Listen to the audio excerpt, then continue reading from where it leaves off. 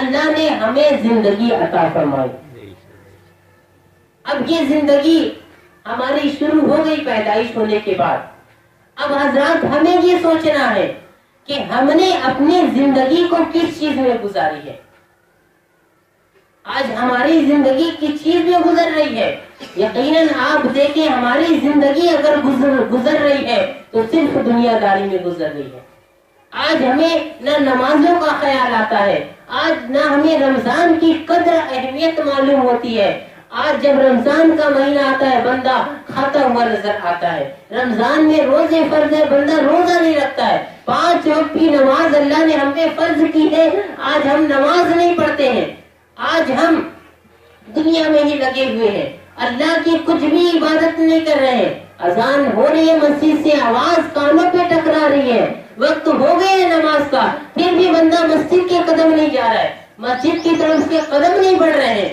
وہ بندہ پھر بھی پان ٹھیلے پہ اپنے زندگی کو گزار دے رہا ہے. وہ بندہ ہوٹلوں پہ اپنے وقت کو گزار دے رہا ہے. وہ بندہ دنیا داری میں اپنے اس وقت کو گزار دے رہا ہے. اب یقین جانے موت تو برحق ہے, ایک نہ ایک دن موت تو ہمیں اور آپ کو آنی ہے, اور یہ برحق ہے. اگر خدا نخواستہ اگر دنیا داری میں اللہ کی عبادت سے دور ہو کر کے اگر موت کا فرشتہ ہمارے درمیان آ گیا اور اب وہ آ کر کے ہمارے روح کو لے جانے والا ہے, ذرا غور کرو مسلمانوں, اس وقت جب موت کا فرشتہ اللہ کے حکم سے ہمارے روح کو قبض کرنے کے لیے آئے گا, اس وقت ہمیں کتنی بڑی حسرت ہوگی کہ ہائے مجھے تو اللہ کا عبادت کرنا تھا, مجھے تو رب کو راضی کرنا تھا دنیا میں رہ کر کے, اور میں نے یہ کیا کر لیا.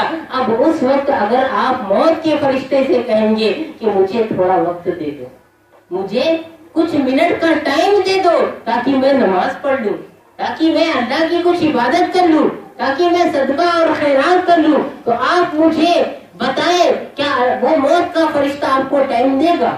وہ موت کا فرشتہ آپ کو وقت دے گا؟ ٹھیک ہے آپ جائیے نماز پڑھ لیجئے, ٹھیک ہے آپ جائیے کچھ صدقہ خیرات کر لیجئے, آپ کچھ نیک اعمال کر لیجئے. یقیناً وہ موت کا فرشتہ آپ کو ٹائم نہیں دے گا, بلکہ وہ یہی کہتا ہوا نظر آئے گا کہ اللہ تعالیٰ نے تجھے 40 سال کی عمر دی تھی, کسی کو 50 سال کا اللہ نے عمر عطا کیا تھا, تم نے اپنے اس عمر کو جو ہے غفلت کی نیند میں گزار دیا ہے, ہوٹلوں میں گزارا ہے, اذان کی آواز آتی تھی پان ٹھیلے پہ اپنے تم نے وقت کو گزارا ہے, اب تمہیں ایک لمحے کا بھی وقت نہیں دیا جائے گا. ذرا غور کرو اس وقت آپ کو کتنی حسرت ہوگی, اس وقت آپ کے دل پہ کیا بیتے گی کہ یقیناً اب تو موت کا فرشتہ آ گیا ہے, اب تو روح نکالنے پہ ہے, اب تو جاگنی کے عالم میں ہے. اب آپ کو یاد آئے گا کہ یقیناً اللہ نے مجھے کس لیے دنیا میں بھیجا تھا, اپنی عبادت کے لیے بھیجا تھا, تو ہم نے اللہ کی عبادت نہیں کی, فرما برداری کرنی تھی, اللہ کی نافرمانی کی ہم نے. اب ہمارا ہوگا کیا؟